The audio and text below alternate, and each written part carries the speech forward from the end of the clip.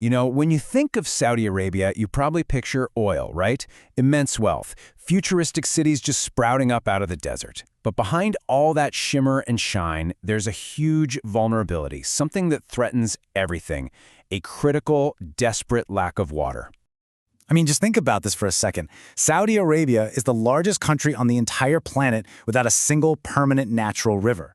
We're talking about a place where 98% of the land is scorching desert. Rain is practically a myth. And yet, right in the middle of all that emptiness, they're building a new kind of river. A river that doesn't flow down from the mountains. No, this one gets pumped uphill. It's a massive network of fresh water that seems to completely defy the laws of nature. So that brings us to the million-dollar question, doesn't it?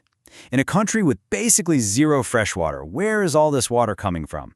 How is this project, that sounds completely impossible, actually happening? To really understand their solution, we first have to get our heads around just how big the problem is. And this isn't something that just popped up overnight. Nope, this is a crisis that's been decades in the making. This quote just nails the situation perfectly. Imagine that, a nation with unbelievable wealth, but is critically poor in the one thing you need for life. For a long, long time, the kingdom was surviving on a kind of hidden treasure, water buried deep underground. And this right here shows how a really good idea went so wrong. Back in the 70s, the kingdom wanted to grow its own food, right? So they launched this massive wheat growing program. The only problem? It was all watered using fossil water, ancient groundwater that's non-renewable. It was literally like having a battery that you could never, ever recharge. And by 2016, well, the battery was pretty much dead.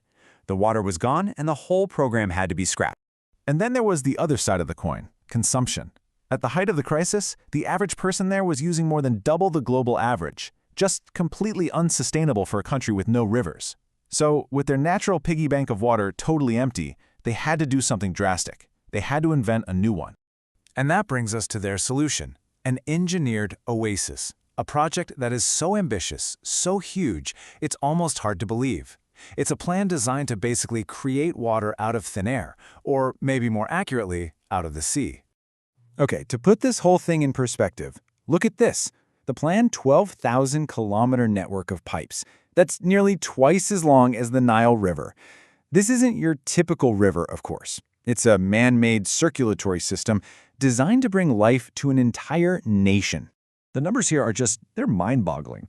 It's designed to eventually churn out 9.4 million cubic meters of fresh water every single day. The pipes themselves are massive, over 2 meters wide, and they're buried deep underground. Why? To make sure not a single drop is lost to evaporation in that brutal desert heat. And the big goal here is to bring back that dream of growing their own food and, build an economy that isn't just about oil. So how in the world do you actually make fresh water from the sea on this kind of epic scale?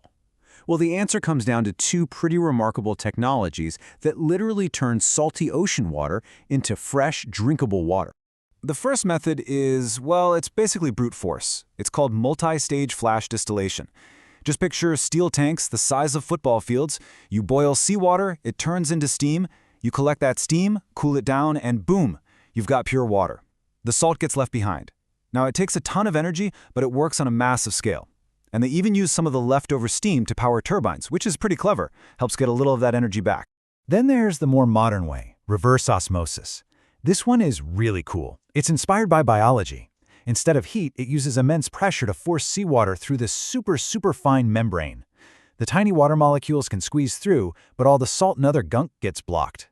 And just how fine are we talking? Well, the pores in this membrane are so microscopically small that, as one expert put it, not even a virus can pass through. That's incredible. It produces perfectly pure water, and it uses way less energy than the old boiling method. But, and you knew there was a but coming, right? Creating this much fresh water comes with a huge and often ignored consequence. For every single liter of fresh water they make, something else gets left behind, something toxic. Look at this number. 329,000. Just let that sink in for a moment. What could that possibly be? That's how many tons of concentrated, toxic salt brine is produced as waste every single day. To give you an idea of the scale we're talking about, that is heavier than 1,600 blue whales produced as waste daily. It's staggering. And you can't just dump this super salty, warm gunk back into the ocean. That's an ecological nightmare. It creates dead zones, it kills coral reefs, and all the marine life. So now, engineers are scrambling for solutions. One idea is to use these deep-sea diffusers to try and spread the brine out.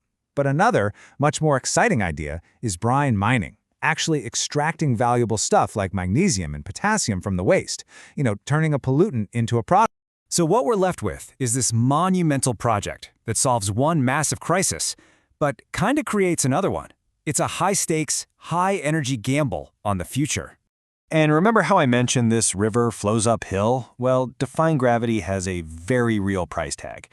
Get this, just the pumping stations needed to push all that water up mountains and across the desert, they consume 9% of Saudi Arabia's entire national electricity output. That is an incredible amount of energy just to move water around.